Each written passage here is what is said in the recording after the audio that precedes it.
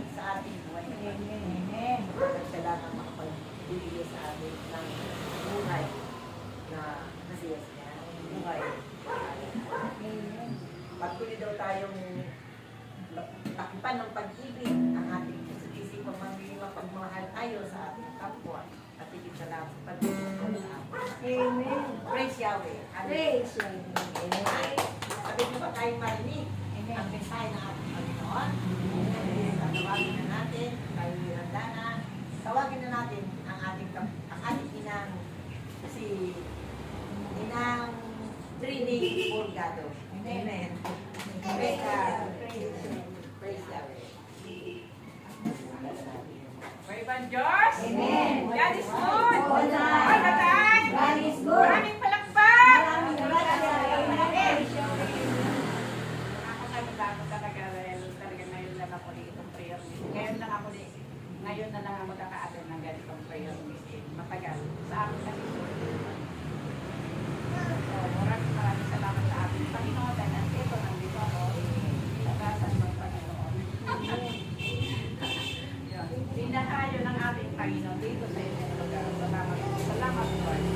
Ayun, narinig na natin yung pagbasa ngayong araw na ito. Talagang darating daw ang hari. Darating ang hari. Hari nating lahat. Hari ng mga hari. Handa na ba tayo? Handa na ba tayong harapin ang ating hari? Amen. Kaya nga tayo nandito, no? Kasi naghahanda tayo. Kailangan paghandaan natin yun. Kasi hindi basta-basta yung hari na yun, yung hari ng mga hari. Talaga kailangan handang-handa tayo sa pagdating ng ating hari. Handa, tatawagin daw ang lahat ng tao. Sa iba't ibang tao, lahat ng tao tatawagin. Pagkakapikot-ikot yun. No? At pagbubukod-bukurihin, yung mga, sa katulad daw ng isang pastor na tinawag niya kanyang mga pinakasal sa mga tupa, kami at pinagbubod-bukod na ito. Amen.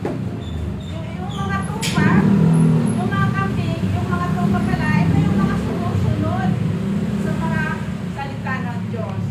Ito yung mga nagsisikap sa buhay ang mga salita ng Diyos. Amen.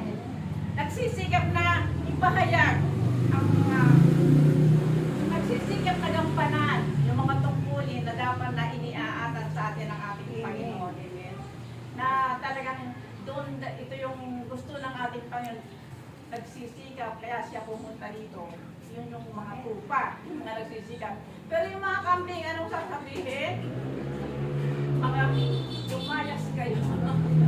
Mga mapag.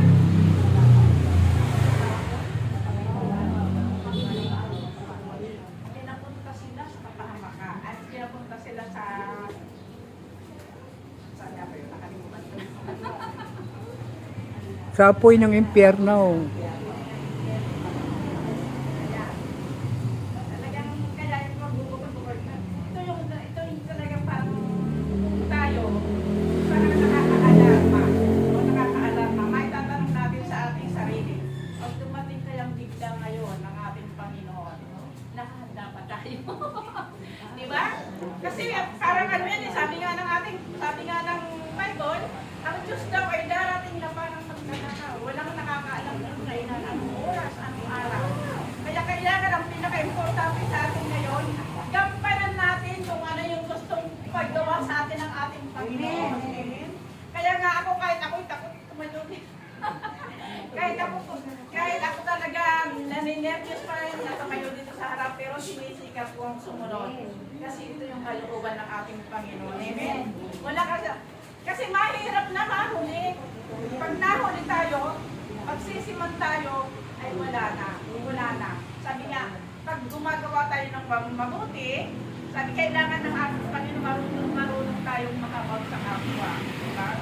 Katulad ng mga ginawa na pinasa sa akin na hindi ko talaga maita-ita yun, pero kabutihan. Pero sa ikabubuti natin yun, aral yun para sa atin na dapat natin gampanan. Amen. Sabi nga, kung wala man tayong pag tayo tumutulong sa kapwa natin, alam natin nangangailangan, wala naman tayong maibibigay na anuman, pero mayroon pa rin tayong ipagdadasal natin ang ating kapwa. Yun lang yung maitutulong natin kasi yun lang yung kaya natin itulong. Amen? Kaya nga ngayon, nakita rin na tayo, nararamdaman natin na pag tayo nakasakay sa sasakyan, nahahabag ka doon sa may nakikita kang parang masama pa ka ng kanilang pakiramdam. So ikaw, di man nila alam, ipinag-pray mo na sila. Nakakatulong ba sa kanila?